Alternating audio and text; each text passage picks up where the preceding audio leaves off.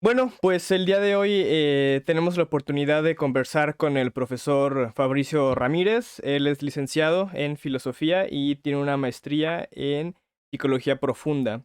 El día de hoy, por el tema que vamos a tratar, tiene que ver con el amor, vamos a estar hablando con el profesor justamente sobre la relación del amor con el psicoanálisis.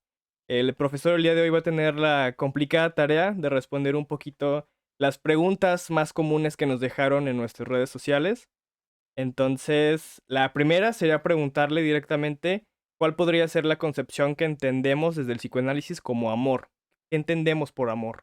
Bueno, primero que nada, buenas a todos, buenas tardes, noches, días, cuando se transmita esta grabación. Muchas gracias pues, por darme la chance de hablar un ratito aquí. Definición del amor. El amor desde el psicoanálisis siempre debe ser entendido a partir de un término relacionado y en contraste con, que es el odio. El odio y el amor son afectos. ¿Qué entendemos por afectos? Lo siguiente, el ser humano nace con instintos que le invitan o le obligan, mejor dicho, a que satisfaga ciertas necesidades que le garantizan la vida, como la alimentación, el sueño o la fuga incluso de los peligros. Cuando estas necesidades son satisfechas, por lo común van acompañadas de una experiencia, ya sea de bienestar o de malestar. La experiencia de bienestar o malestar, que también se asocia al placer, es lo que nosotros podemos llamar el afecto del amor. Estas experiencias reiteradas de bienestar, de alegría, o por el contrario, de tristeza, de desamparo, de peligro, van a configurar los dos afectos primarios que son el amor y el odio. Y después del amor y el odio vienen lo que son las pulsiones, lo que sería la pulsión de vida y la pulsión de muerte. Si nosotros lo resumimos, decimos entonces que el afecto es esa experiencia subjetiva que se tiene, ya sea de placer o de dolor, cuando se satisfacen o cuando se frustran las necesidades instintivas que después configuran la pulsión de vida o la pulsión de muerte, y todo esto gracias a las primeras relaciones objetales. Esto es, las primeras relaciones que tenemos con los cuidadores que están encargados de darnos en ese sentido el cuidado, el cariño o el amor que necesitamos. Ok, muy En bien. palabras generales, ¿verdad? Entonces, Perfecto. las siguientes preguntas sí serían un poquito más enfocadas a lo que le interesa al público en general, que es un poco a las relaciones amorosas que tenemos. Una de las Ajá. dudas que más nos dejaron es esta situación de cuando empiezas a conocer a una persona y empiezas a poner sobre ella, sobre tu pareja, expectativas de cómo quieras que sea, como si fuera perfecta, esperar que no haya problemas, por ejemplo. Entonces la pregunta sería, ¿cómo evitar un poco el idealizar a nuestras parejas románticas? La idealización se puede entender de dos maneras. Existe la idealización primitiva y la idealización madura. Creo que la que realmente crea conflictos o problemas es la idealización primitiva. ¿Qué pasa con esta? En la idealización primitiva, la persona que es amada o admirada es vista como totalmente buena, y esto es bastante peligroso porque eh, cuando tú ves un objeto, una persona o una situación como totalmente buena, puedes sentirte dependiente de esa situación, de esa persona, para sentirte feliz, contento, alegre o enamorado.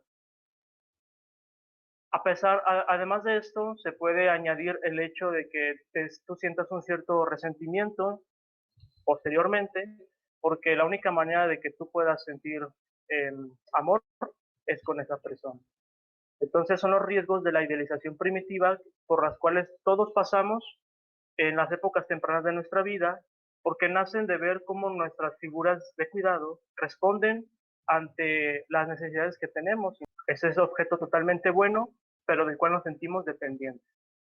¿Qué pasaría con la idealización madura? La idealización madura implica que también hay una apertura a ver a la otra persona no como totalmente buena, sino como teniendo también cosas hasta cierto punto desagradables, cosas malas, cosas que no gustan tanto. Cuando esto pasa, es normal que la otra persona no sea vista entonces como el único objeto o la única situación que te provee alegría y felicidad. Entonces, la mejor manera de poder contener una idealización primitiva, que son las que nos hacen sentirnos dependientes, atrapados, incluso molestos, pues es entendiendo que la otra persona también tiene ciertas características que no son del todo agradables, que no son totalmente buenas, sino que también son malas y que juntas te hacen ver a la persona de un modo más realista, porque así es como somos, seres con cosas buenas y con cosas malas. Las siguientes dos cuestiones yo creo que se podrían contestar un poco juntas, porque sería, primero, si estamos hechos para la monogamia y segunda, si se puede perdonar una infidelidad. La primera es más complicada que la segunda. Esa primera creo que es debate abierto, sinceramente, porque si vemos cómo los términos en los que nos hemos manejado, el instinto, el afecto y la pulsión, la realidad es que instintivamente nuestro cuerpo nos pide que volquemos nuestras necesidades naturales hacia más de un objeto, es decir, hacia más de una persona. Sin embargo, cuando nosotros hablamos de el amor maduro, lo que pasa con el amor maduro es lo siguiente. Yo puedo sentir eh, esta necesidad instintiva de satisfacer una pulsión sexual con 10 personas diferentes, pero el amor maduro implica que a esa sensación de excitación sexual lo acompaña un afecto de ternura. El afecto de ternura junto con la excitación sexual, entre otras ideas compartidas, son lo que forman un amor maduro. Por eso digo que está abierto. Si nos quedamos con la parte instintiva, me parece que estamos hechos para la poligamia, por así decirlo, pero si nos vamos a la parte afectiva, porque los afectos es de lo más, digamos, de lo más propio que tiene el ser humano y que no tienen otro tipo de seres animados o animales. Si nos vamos a la parte afectiva y toda la cultura que acompaña al ser humano, parece que somos más monógamos de lo que a veces creemos que somos. La segunda pregunta es sobre la infidelidad, ¿verdad? ¿Se puede Ajá, perdonar? si es posible superarla y volver a esa relación. Sí, la respuesta es que sí. Es difícil, pero sí es posible. Por lo siguiente, em, el amor maduro, como lo hemos estado comentando, siempre tiene que estar neutralizado por una parte de odio. Quiero decir que para poder amar es necesario también sentir odio por la persona. Y déjame explico. Entonces, el odio implica la tentativa de destruir a un objeto que se considera amenazante. El odio es necesario para el amor porque cuando uno cae en la cuenta de que ha destruido o ha sentido odio hacia la persona amada, de alguna manera intenta, gracias a la culpa inconsciente, la reparación. Y la reparación del daño implica también la preocupación por el objeto querido pero lastimado, de tal modo que el odio es incluso necesario para el amor. Bueno, ese amor maduro del que estamos hablando es el que puede dar un perdón auténtico, porque el perdón implica integrar las experiencias malas por la falta cometida, por la infidelidad, pero en donde gana más el amor y la esperanza de poder seguir juntos sin que el odio, el resentimiento que es necesario, le gane al amor. ¿Qué pasa? Es posible, ojo, es posible que exista un perdón narcisista, donde la persona que perdona le hace, por así decirlo, el favor a quien ha cometido la falta de perdonar, y eso no es un perdón auténtico. También está el perdón, digamos, idealista, donde uno dice no ha pasado nada, todo está muy bien, aquí no ha habido ninguna falta. Ese perdón también está condenado al fracaso. De tal modo que el único perdón que es posible es aquel en el que se tiene la conciencia de la falta, pero con la promesa de que no volverá a suceder, con la esperanza de que todo saldrá mejor. Quizás yo considero de las más relevantes que nos dejaron en redes sociales es si existe algún consejo práctico desde la psicología, desde el psicoanálisis, para superar una ruptura? A ver, una ruptura amorosa en el fondo es un duelo. Todo duelo siempre nace de un objeto amado. Lo único por lo que nos dolemos es por la pérdida de cosas que queremos, ya sea una condición física, la salud, ya sea una persona, ya sea, en este caso, una ruptura amorosa implica pues la pérdida de la ilusión de que esto puede o pudo haber sido mejor o pudo haber llegado a buen puerto, la relación. Entonces, en el fondo, una relación amorosa sí se puede superar, pero siempre y cuando se tenga en cuenta que es un duelo. Es decir, una ruptura amorosa nunca se podrá superar alejando, evitando el problema, sino sufriéndolo porque se tiene que resignar a la persona que se ha perdido, la idea que se ha perdido, la relación que se ha perdido, elaborándolo, doliéndose de ello sin ignorarlo. Técnicamente, una ruptura amorosa desde el psicoanálisis se percibe como un duelo a elaborar. Nos pasa mucho, profesor, que ya sabemos los errores que cometemos y seguimos cometiendo el mismo error, ¿no? Parecería que seguimos ciertos patrones, incluso hasta de autodestrucción, ¿no? A veces nos gusta tener estas relaciones tóxicas que se han puesto tan de moda hoy en día, pero ¿cómo superar, cómo salir de ese proceso? Primero, me gustaría contextualizar, como lo has dicho, este tipo de relaciones para esta respuesta. ¿Por qué pasa esto? Nosotros repetimos vínculos de los que incluso ni siquiera nos acordamos. Las primeras experiencias gratificantes o frustrantes se quedan en nosotros de la siguiente manera. Siempre que estamos frente a una persona nueva o conocida, es como si fuera una escena repetida de esas escenas pasadas. En esas escenas siempre hay tres participantes.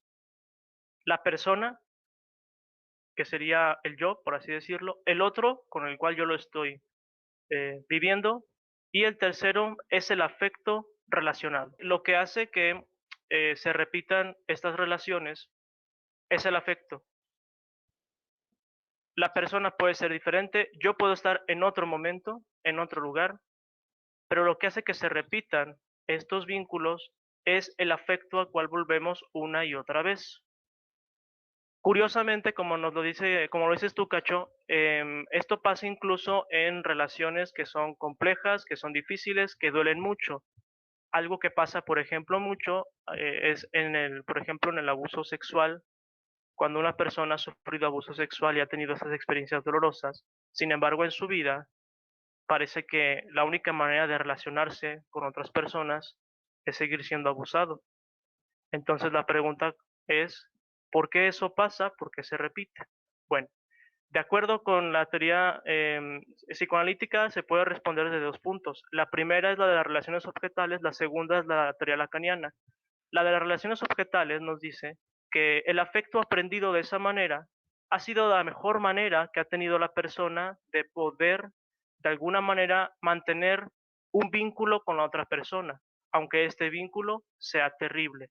En otras palabras, es mejor ser agredido por alguien que no tener a alguien, primero. La segunda respuesta es la de la teoría lacaniana, donde nos dice que los primeros vínculos y los primeros afectos lo que crean es una fantasía inconsciente que nosotros tendemos a repetir porque paradójicamente nos genera un cierto goce, aunque nos duela, aunque nos lastime, nos genera un cierto goce repetir esos vínculos patológicos. Si necesitamos estar con una pareja romántica para ser felices, o si podemos realmente aprender a estar solos con nosotros mismos, o depende de nuestra personalidad. Ahí la respuesta, creo que cambiará un poco la situación de la pregunta, porque primero diría que no es necesario que forzosamente alguien tenga una relación de pareja para encontrar felicidad, pero sí es necesario que tenga alguien a quien amar.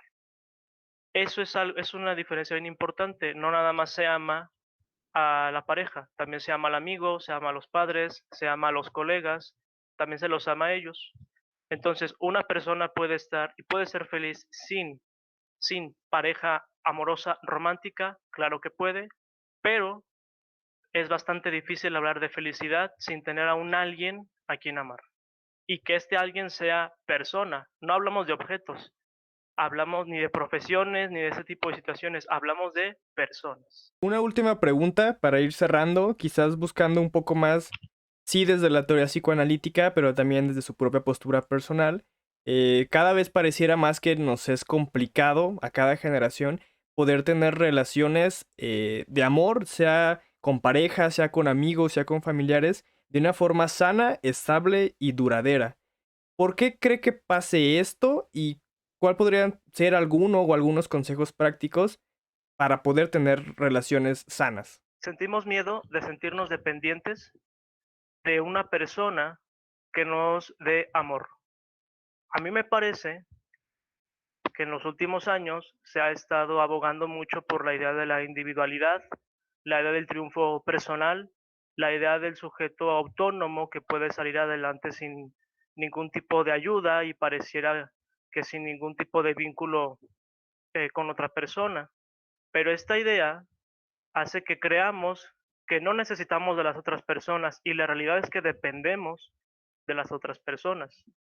De tal modo, de tal modo que una de las, bueno, primero eso, ¿no? Una de las razones para poder sentirte más en concordia con esa sensación de dependencia, pues es tener en cuenta que es algo totalmente humano, porque somos mamíferos, porque desde el vientre materno necesitamos de un otro que nos dé amor y nos dé cuidado.